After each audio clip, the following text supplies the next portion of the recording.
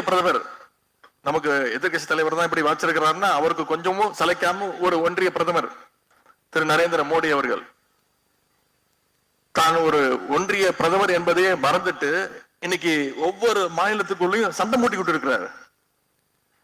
பீகார்ல தேர்தல் பிரச்சாரத்திற்கு போய் அவர் பேசியிருக்கிறார். தமிழ்நாட்டுல பீகார் மக்களை நாம துன்புறுத்துறோமா? தமிழ்நாட்டில் இருக்கக்கூடிய பீகாரை சேர்ந்த ஒரே ஒருத்தர் துன்புறுத்தப்பட்டிருக்கிறாருன்னா அது இங்க இருக்கக்கூடிய ஆளுநர் திரு RN ரவி அவர்கள் மட்டும்தான். அவரையும் நாம துன்புறுத்தல.